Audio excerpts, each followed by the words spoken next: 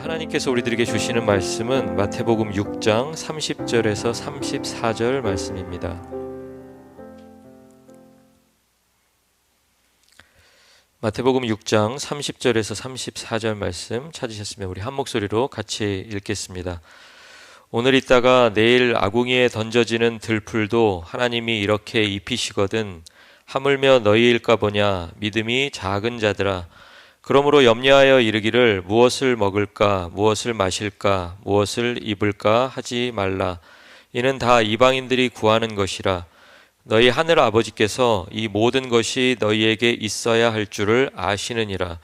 그런즉 너희는 먼저 그의 나라와 그의 의를 구하라. 그리하면 이 모든 것을 너희에게 더하시리라. 그러므로 내일 일을 위하여 염려하지 말라. 내일 일은 내일이 염려할 것이요 한날의 괴로움은 그날로 족하니라. 아멘. 최유석 목사님 나오셔서 말씀 전해주시겠습니다. 네, 안녕하세요. 안녕하세요. 안녕하세요. 잘 들리시죠? 네. 네.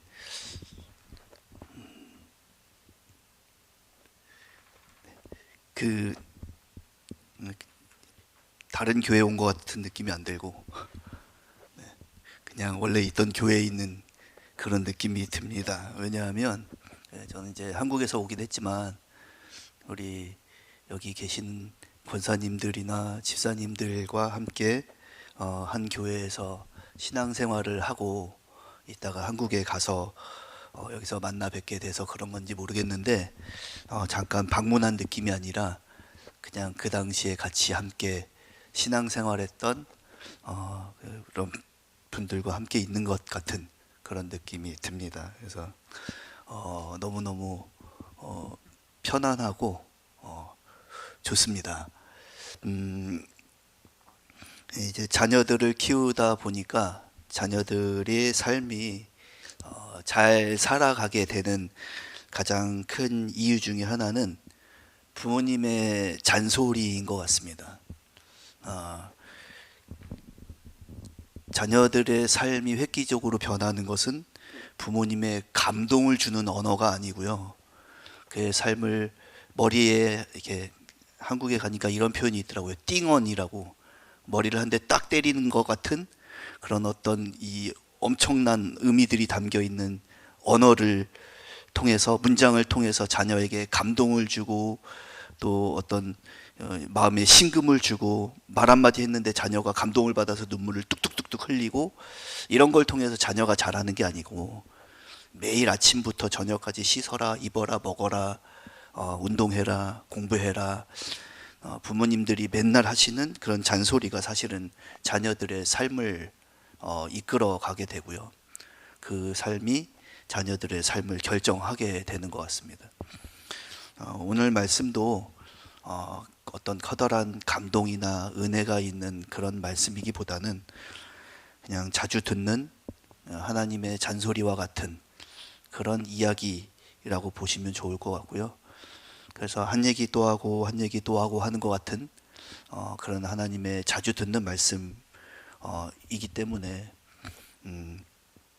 그냥 그런 말씀들이 우리의 삶을 이끌어간다라고 믿고 함께 말씀을 들으시면 좋을 것 같습니다. 너무 유명한 말씀이죠. 먼저 그 나라와 그의 의를 구하라 라는 말씀입니다. 네. 헌신이나 헌금 생활 그리고 또 좀 더 확장하면 선교해야 된다라는 것을 강조하는 듯한 그런 말씀으로 우리가 다 잘 알고 있고요. 이 말씀 바로 전에 하늘에 재물을 쌓아두라라는 말씀이 있어서 이렇게 말씀을 이해하는 것이 무리가 없는 것 같습니다. 또 거기다가 더 한 가지 이야기, 두 주인을 섬기지 말아라 라고 하는 말씀이 있는 걸 보니까 세상의 주인이 아니라 하나님을 더 주인 삼아라 라고 하는 말씀이 있어서 오늘 성경 본문이 세상의 것 따르지 말고 세상의 재물과 물질을 따르지 말고 예수님을 믿고 따라야 된다라고 하는 것으로 강조되는, 그러니까 헌신이나 헌금 생활이나 또 선교하는 삶이나 이런 것을 강조하는 것처럼 이 말씀이 읽혀지고 이해되는 것이 무리는 없습니다.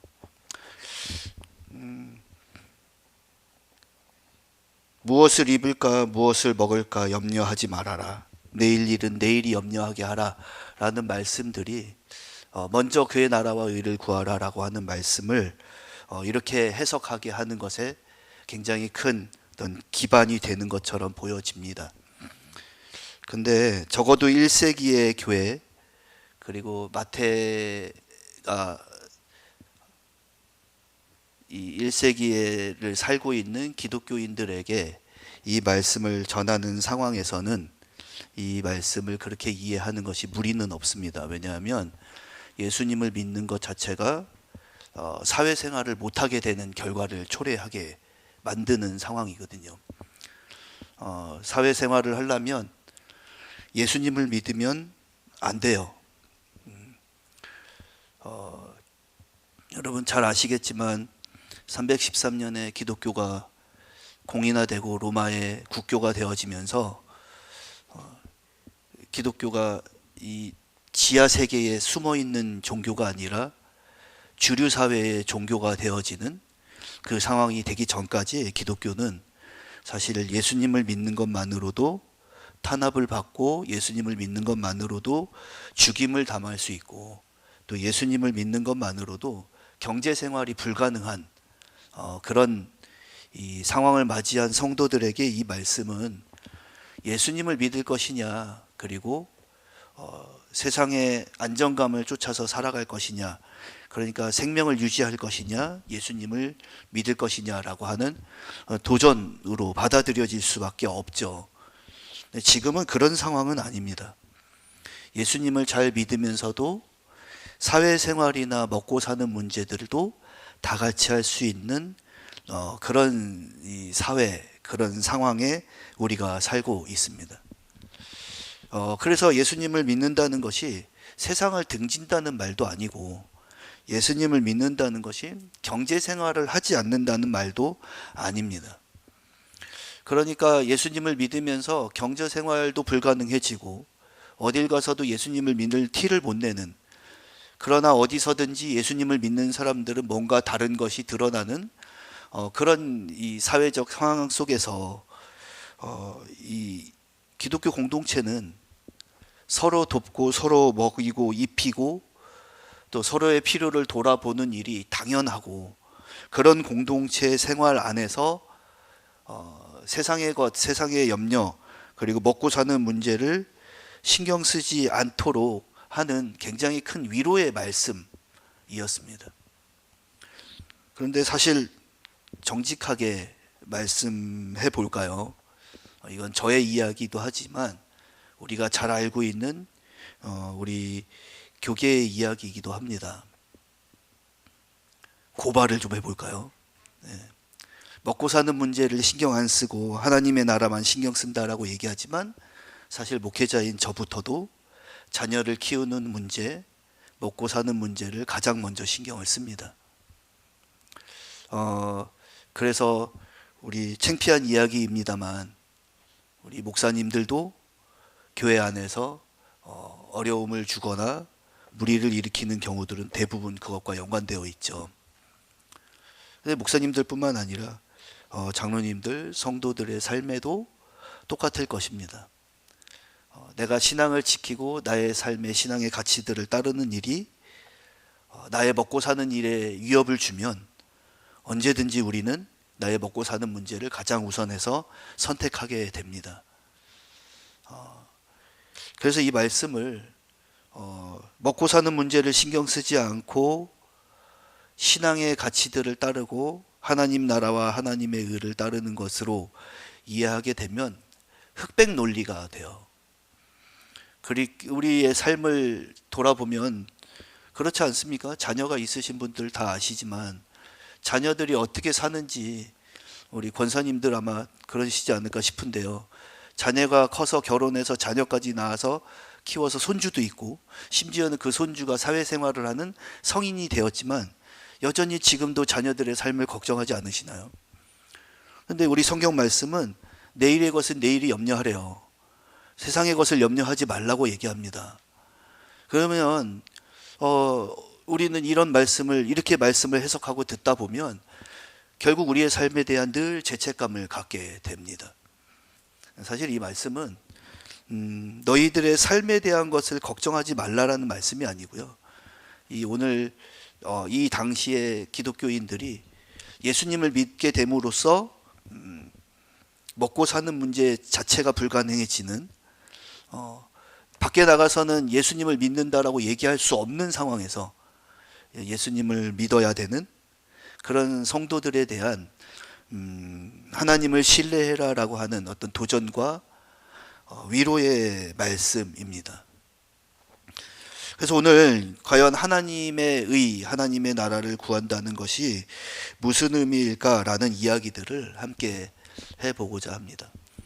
근데 이 하나님의 의라는 말과 대치되는 하나님의 그 문장 한 문구가 마태복음의 이 마지막 부분에 반대되는 마태복음 6장의 첫 부분에 나옵니다. 마태복음 6장 1절에 이렇게 얘기하고 있어요. 제가 읽어드릴게요. 사람에게 보이려고 그들 앞에서 너희 의를 행하지 않도록 주의해라. 하나님의 의와 너희의 의, 나의 의는 반대되는 개념입니다. 그러니까 이 하나님의 의, 하나님의 나라를 이해하려면 마태복음 6장이 얘기하고 있는 우리의 의가 뭔지를 살펴봐야 합니다. 그런데 재미있는 것은 너희의 의를 행하지 않도록 주의해라 라고 하면서 6장 2절부터는 구제에 대한 이야기가 나오고요. 그리고 6장 5절부터는 기도에 대한 이야기가 나오고 또 6장 11절부터는 금식에 대한 이야기가 나와요. 그리고 이 말씀이 끝나고 나서 6장 19절에 가서야 비로소 오늘 말씀과 연결되어지는 하나님 하늘에 이 재물을 쌓아둬라. 그리고 세상의 것을 염려하지 말고 세상의 모든 들풀도 입히시는 하나님이 우리도 입히실 것이다. 그래서 하나님의 나라와 하나님의 의를 먼저 생각해라 라고 하는 말씀이 그때서야 나옵니다. 구제하는 것, 기도하는 것, 금식하는 것이 하나님의 의를 구하는 일이 아니라 우리의 의를 구하는 일이다라고 지적하고 있습니다. 이유는 그거예요. 구제가 사람들에게 보여지는 수단이 되었다는 거예요. 구제하지 말라는 의미가 아니라 구제하는 것이 내가 이만큼 되는 사람이야 라고 하는 것을 나를 과시하기 위한 어떤 종교적인 수단으로 사용되어지는 것을 6장 2절을 지적합니다. 혹시 기억하시나요? 지금은 없어진 것 같아요. 제가 작년에 왔었잖아요.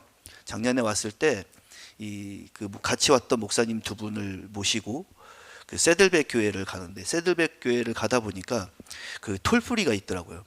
예전에 저도 기억이 나는데 옛날에는 톨프리를 지나갈 때 그 쿼러를 던졌던 것 같아요. 이렇게 그러면 딸그랑 소리가 납니다.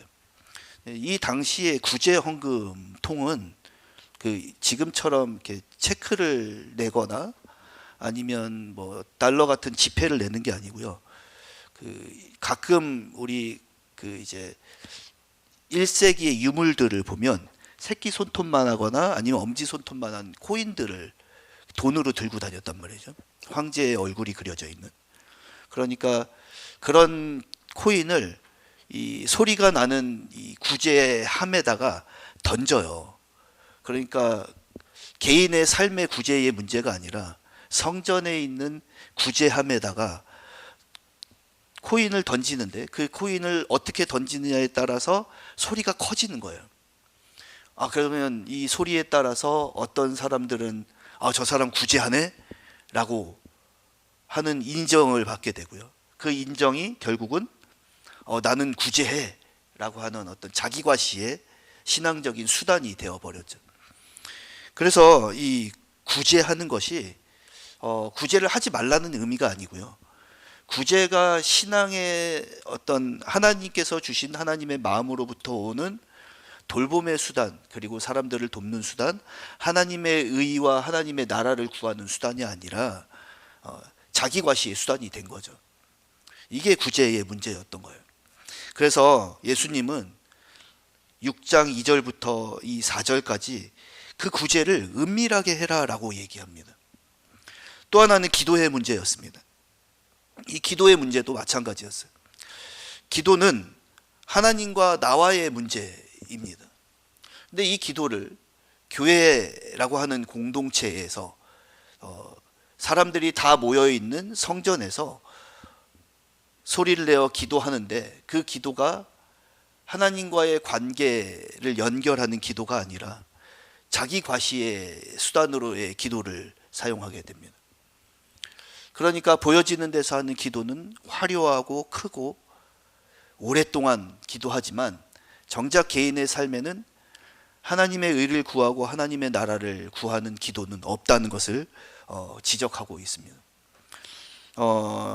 아마 우리 성도들에게 가장 큰 유혹, 가장 큰 어려움들은 이거 아닐까 싶습니다. 이 기도의 문제. 목사들에게도 마찬가지입니다. 목사님들도요, 개인의 삶의 기도가, 자기의 삶을 위해, 자기의 신앙을 위해 기도가 많지 않아요.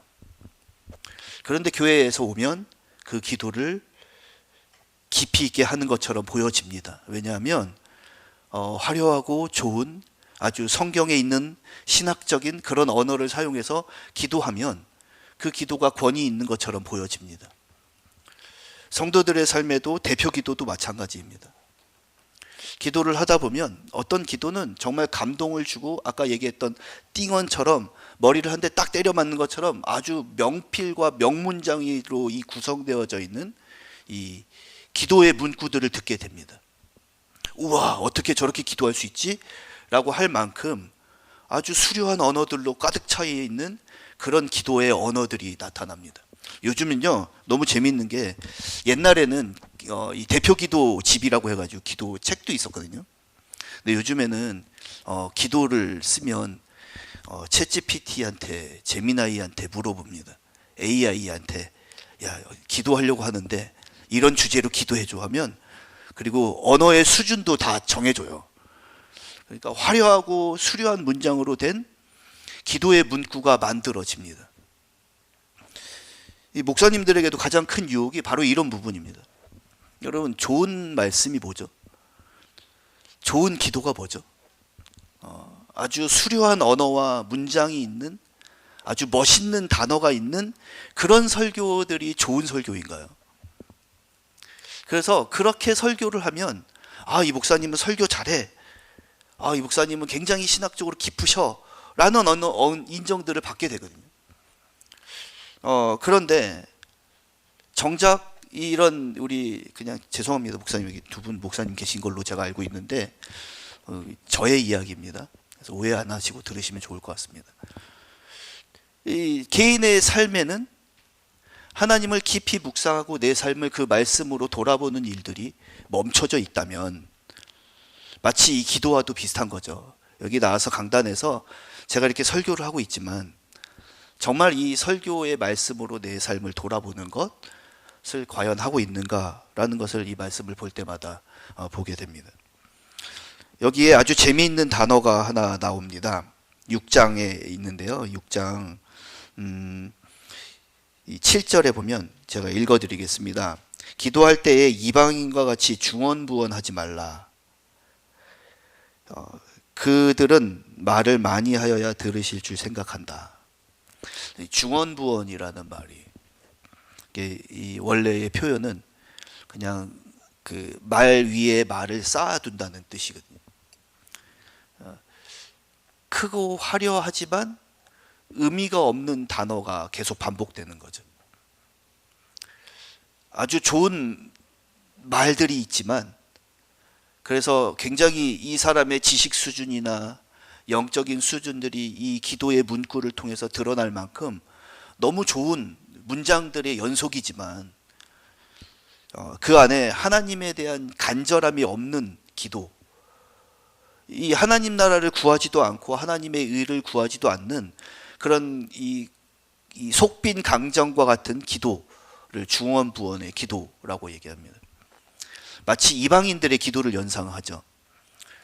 주문을 외우지만 정작 아무것도 없는 거예요. 그리고 나서 세 번째 문제가 금식의 문제였습니다. 결국 금식의 문제도 그거였죠. 원래 대속제일이나 국가적인 위기 앞에 금식하며 하나님의 나라를 구하는 것이 기도였습니다. 그런데 어느 순간 유대 사회 공동체는 이 금식의 기도가 관습화되고 루틴화됐습니다. 그러니까 어느 순간 어느 시간에 금식하지 않으면 얘는 이상한 놈이 되는 거예요. 우리의 기준을 따르지 않는, 우리의 전통을 따르지 않는 신앙이 없는 존재가 되어버립니다. 그러니까 나는 마음에 금식도 없고, 내는 마음에 나라에 대한 안타까움도 없고, 죄에 대한 속죄도 없고, 아무것도 없지만 금식은 하고 있는 거죠. 그런데 이 금식도 진짜 금식일지는 잘 모르겠습니다. 젊어 보이시려고 머리를 잘랐더니 흰 머리가 나오셨다고. 네, 저도 젊어 보이려고 머리를 잘랐더니 지금 좀 흰 머리가 나왔거든요. 저는 원래 30대부터 머리가 흰색이었습니다. 그러니까 계속 염색으로 살았어요. 겉으로는 내가 금식하는 것처럼 보여지지 않으면 저 사람 괜찮은 사람이야 라는 인식이 없는 거죠. 그러니까 자꾸 나의 삶을 금식하는 것처럼 만들어내려면 본질은 사라진 채로 입술은 바짝 마르게, 머리는 한쪽이 쥐어뜯긴 것처럼 하고 금식기도 하는 것처럼 보여지는 수단이 됐습니다. 하나님 나라와 의를 구한다는 것은요, 다른 게 아니라 우리 자신의 신앙의 가치들을, 나 자신을 과시하기 위한 수단으로 신앙의 생활을 하고 있는 이 공동체에 대한 하나님의 말씀입니다. 진짜 하나님의 나라와 의를 구하는 기도, 금식, 그리고 헌금을 해라라고 하는 말씀이죠. 신앙의 가치들이 우리의 신앙인들의 이 과시의 기준이 되어지면 공동체, 은혜의 공동체의 건강함이 흔들립니다. 교회는 어떤 곳이죠? 교회는 구원받은 사람들이 함께 모여 하나님의 말씀 앞에 내 삶을 꺼내놓고 하나님의 말씀을 배우는 곳이 교회입니다. 이것이 공동체입니다. 그래서 이 공동체를 우리는 에클레시아, 교회라고 부르고요, 은혜의 공동체라고 부릅니다. 이 에클레시아라는 말의 의미는 세상으로부터 건짐을 받았다라는 의미이고, 죄로부터 구원을 받았다라는 의미입니다. 그래서 비록 지금 먹고 사는 게 어려운 신앙을 유지하는 상태에서도 우리는 그 하나님의 구원의 은혜를 받은 세상과는 다른 존재이다라는 뜻을 가진 것이 바로 에클레시아라는 의미입니다. 거룩함이라는 것은 금식하고 기도하고 헌금을 화려하게 내고 화려한 수단의 언어들을 사용해서 설교하고 기도하고 말씀을 나누는 것이 거룩함이 아니라 세상으로부터 건짐을 받아서 세상과는 구별된 은혜의 공동체의 존재이다라고 하는 이 정체성이 바로 거룩함입니다. 그래서 오늘 성경 말씀이 얘기하는 먼저 그 나라와 의를 구하라는 말씀은 다른 것이 아니라 종교적인 의를 따르고 또 유대 공동체의 체계와 어떤 질서들 앞에서 나의 위치를 확인하고 과시하고 더 나은 위치로 가기 위한 수단들로 사용되어졌던 이 경건의 제목들이 이제는 바뀌어서 정말 하나님의 나라와 하나님의 뜻을 구하고 하나님의 구원의 은혜를 구하는 그 수단으로서의 본질로 돌아가자라고 하는 말씀이 바로 먼저 그 나라와 그 의를 구하라라고 하는 말씀입니다. 그래서 좀 자유로워지셨죠.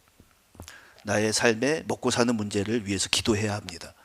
왜냐하면 이 기도의 한가운데 예수님이 가르쳐 주신 우리가 말하는 Lord's Prayer, 주기도문이 그 안에 있습니다. 그런데 이 주기도문의 내용 안에서도 우리의 삶의 문제를 가지고 기도하는 문구들이 있죠.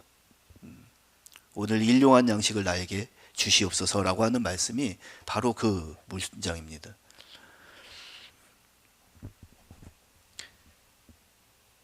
은혜의 수단을 한 공동체에 모여서 은혜의 반응으로서, 구원받은 하나님의 은혜에 대한 반응으로서의 신앙을 표현하는 것은 건강한 것이지만, 이 은혜의 수단이었던, 은혜에 대한 반응이었던 신앙의 도구들이 공동체 안에서의 기준이 되어지면 우리는 결국 유대 공동체가 가지고 있었던, 바리새인들이 가지고 있었던 율법주의가 결국은 우리의 삶에 또 다른 표준처럼 작용하게 됩니다. 대표 기도자는 이런 언어는 써야 되지 않아? 설교자라면 이런 언어를 써야 되지 않아? 집사라면, 장로라면, 성도라면 이런 단어들이 입에 있어야 되지 않아? 라고 하는 우리 나름대로의 기준들이 우리는 모르게 교회 안에 문화로 자리 잡고 기준으로 자리 잡아왔어요. 그래서 교회 안에 들어온 새로운 신자들이 그런 언어들에 적응을 못합니다. 제가 학교에 있어요. 신학을 가르치는 교수가 아니고요, 교회를 다니지 않는 학생들에게 채플을 인도하고 말씀을 가르치는 교목입니다. 채플린입니다. 이제 전도를 해서 아이들이 예수님을 믿겠다고 고백하면 교회를 데리고 와요. 그리고 살고 있는 교회에 소개를 해서 보냅니다. 이 아이들은 은혜라는 단어도 모르고, 축도라는 단어도 모르고, 설교라는 단어도 몰라요. 교회 갔더니 어떤 아저씨가 나와가지고요, 뭐 가르치던데요? 라고 얘기해요. 그러니까 온통 교회의 언어들은 세상에서 살아가고 있는 우리의 자녀들, 내지는 우리의 이 성도가 아닌 이 성인들의 삶의 언어와는 굉장히 이질적인 것들입니다. 우리는 너무 편안해요. 은혜라는 단어가, 구원이라는 단어가 너무 편안합니다. 하나님의 은혜를 구한다, 하나님의 나라와 그 뜻을 구한다라는 말을 해석하지 않아도, 저는 지금 미사오구를 들여서 이 성경을 해석해 왔지만 해석하지 않아도 우리는 다 알아듣습니다. 근데 교회를 다니지 않는 아이들이 그렇게 해서 교회를 들어가게 되면 모든 언어가 다른데, 이 아이들의 언어는 교회의 언어가 아니에요. 세상의 언어들입니다. 세상의 언어로 자기 삶의 이야기들을 교회에서 신앙 공동체에 꺼내놓으면 신앙 공동체는 이런 생각을 해요. 저놈 이상한데? 그래서 어느 순간 백혈구가 와서 적혈구를, 이 세균을 잡아먹듯이 교회 안에 백혈구들이 이 다른 언어를 쓰는 이 새로 예수님을 믿겠다고 고백한 아이들에게 다가와서 잡아먹습니다. 막 뭐라고 해요. 너는 왜 이렇게 하니? 너는 왜 교회에 왔는데 이런 언어를 쓰니? 너는 왜 교회에 왔는데 이렇게 하니? 이게 무슨 얘기냐면 결국은 이 아이들이요, 그 교회 공동체의 문화를 못 이기고 다시 교회에서 튕겨져 나갑니다. 그러니까 교회는 영혼 구원을 생각하고 있지만 정작 새롭게 예수님을 믿고 예수님을 따르기로 결정한 새로운 신자들이 교회에 와서 세상의 언어를 가지고 교회에서 소통하게 될 때 우리만이 가지고 있던 이 은혜의 언어들이 기준이 되어서 그들을 다시 세상으로 몰아내게 됩니다.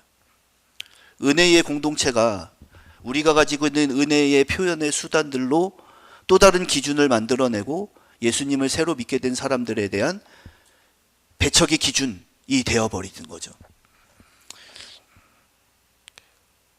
어떻게 보면 우리의 신앙도 비슷하지 않나라는 생각이 듭니다. 내가 봉사하고 내가 살아가는 은혜의 방식들, 하나님의 은혜에 반응하는 방식들이 다른 사람들을 평가하는 기준이 되거든요. 하루에 얼만큼 기도하십니까? 하루에 6시간, 8시간을 기도하시는 목사님에게 기도하지 않는, 하루에 1시간 기도하는 목사는 목사도 아니에요. 하루에 예배를 몇 번을 드리는지를 알고 있는 성도에게 하루에 주일날 예배에도 못 나오고 밖에 나가서 일하고 있는, 그래서 마음속으로는 늘 한속에 이 갈급함과 하나님에 대한 이 죄스러움을 가지고 있는 이 시장에서 일하는 이 사람들에게 예배를 드리고 있는 우리는 이렇게 평가할지 모르겠어요. 예배도 안 드리고 거기 가서 일하고 있냐고. 근데 우리 다 아시지 않습니까? 예배도 못 드리고 일해야만 먹고 사는 문제가 겨우 해결되는 사람들도 있다는 걸요. 근데 우리는 편안하게 와서 예배를 드리기 때문에 우리가 예배 드렸던 이 행위가 나의 기준이 돼서 다른 사람을 평가하는 수단이 되어졌습니다.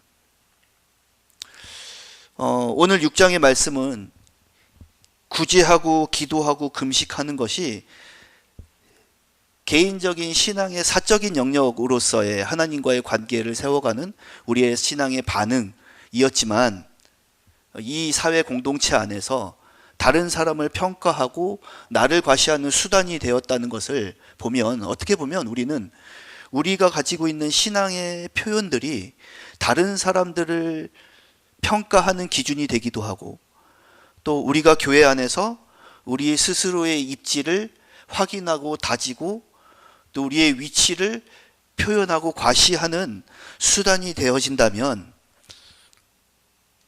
예수님은 그렇게 얘기하고 있는 거죠. 우리에게 그런 거 말고 먼저 하나님의 나라와 의를 구하는 것이 우리에게 필요하다라고 가르치고 있는 하나님의 말씀입니다. 교회는 사람을 모으기 위한 공동체가 아닙니다. 교회는 사람을 모으기 위해서 장사하는 백화점이 아니에요. 교회는 구원받은 하나님의 자녀들이 하나님의 말씀을, 예수님을 기억하고 예수님의 은혜를 기억하는 곳입니다. 그리고 그 은혜를 따라 예수님을 믿도록 사람들에게 은혜를 나누는, 그리고 예수님을 믿게 하기 위해 전도하는 공동체입니다. 이벤트가 많고 뭔가 많으면 사람들은 모입니다. 근데 그것이 교회의 본질은 아니고요. 그것이 교회의 추구해야 할 방향은 아닙니다. 교회는 하나님의 나라를 구하고 하나님의 의를 구하는 곳이 교회입니다.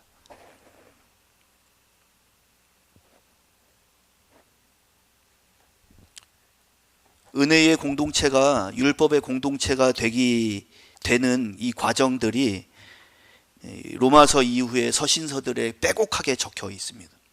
저는 서신서를 읽을 때마다 이런 생각이 들어요. 신앙이 좋으면 좋을수록 우리의 신앙의 행위들을 경계해야 된다라고 하는 생각이 들어요. 이 초대교회로 돌아가자는 문구들을 가끔 보게 되는데, 초대교회도 우리가 가지고 있는 똑같은 문제들을 다 가지고 있었습니다. 고린도전서만 해도, 로마서만 해도, 갈라디아서, 에베소서만 해도 은혜로 구원받은 하나님의 백성들이 그 은혜의 기준들을 가지고 사람들을 평가했던 것을, 그리고 나누고 갈라졌던 것들을 성경에서 기록하고 있거든요.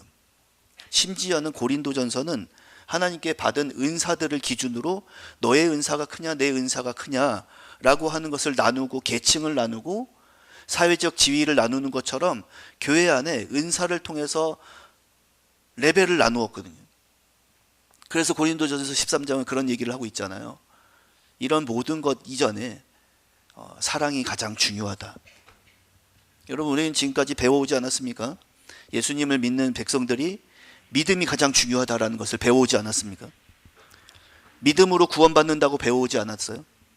그런데 고린도전서 13장은 반대의 이야기를 하고 있는 거예요. 믿음, 소망, 사랑 중에 뭐가 제일이라고요?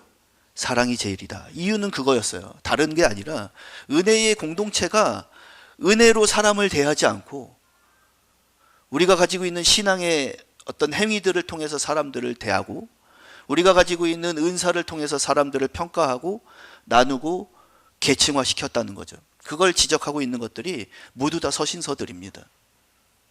은혜로 구원받았다는 것을 강조하고 있는 로마서, 갈라디아서도 결국은 유대인 출신의 기독교인이 진짜 기독교인이냐, 이방인 출신의 기독교인이 진짜 기독교인이냐, 할례를 받아야만 정말 기독교인이 되느냐, 할례를 받지 않으면 정말 기독교인이 되지 않는다라고 싸웠던 이야기들의 배경들이 로마서의 이야기의 배경이거든요. 오늘 이 말씀은 그런 의미에서 은혜로 구원받은 하나님의 공동체가 어떤 과정을 통해서 사람들을 판단하고 평가하고 있는지를 보게 되고요.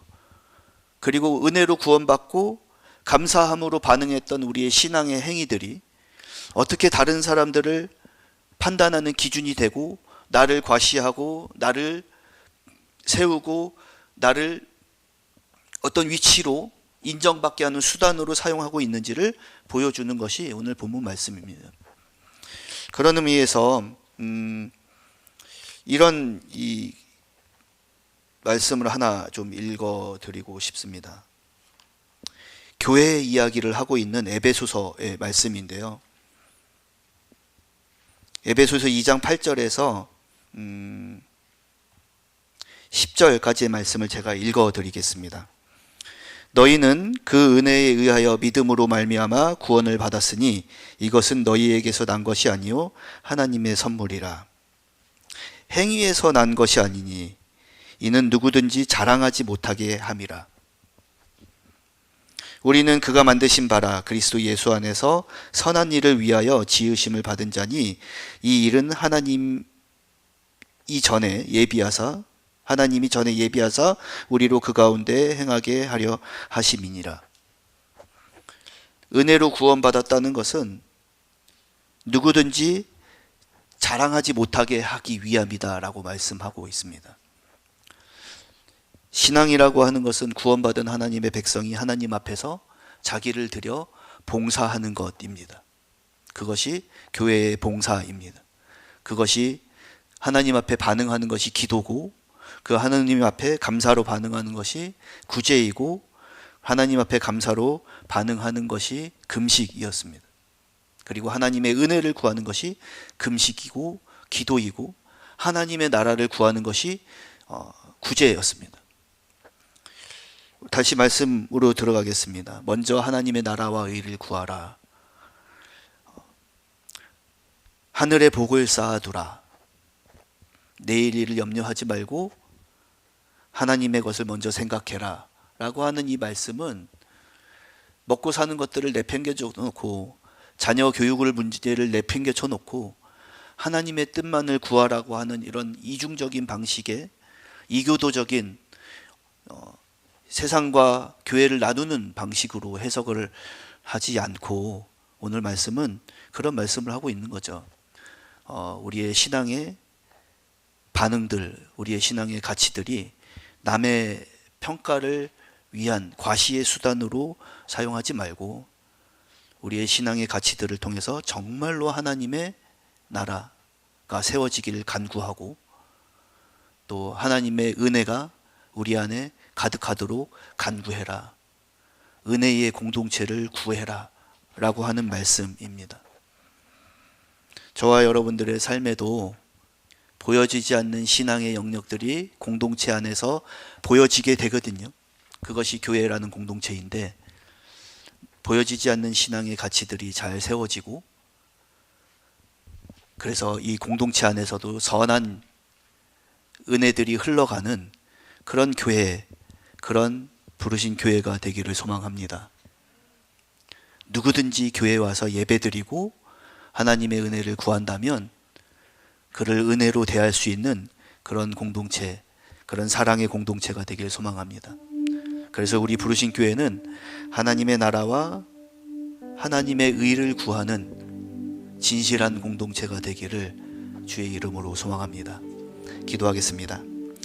하나님께서 우리에게 주신 은혜의 수단들, 그리고 하나님께서 우리에게 주신 구원에 감격하여 우리가 드리는 우리의 봉사가, 우리의 기도가, 우리의 금식이, 우리의 구제가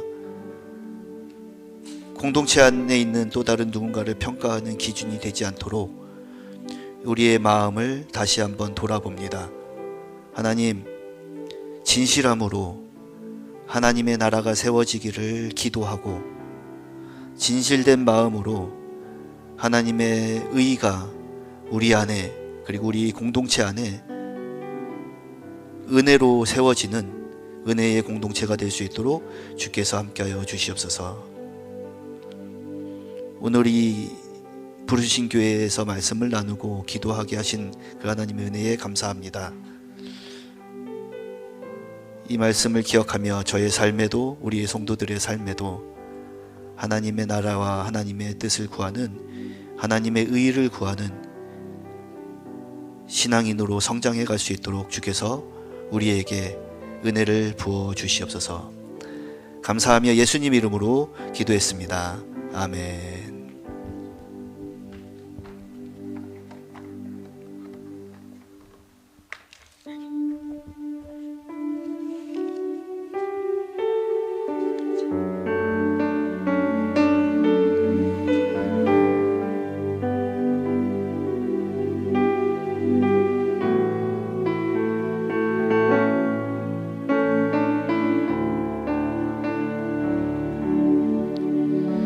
나를 지으신 이가 하나님,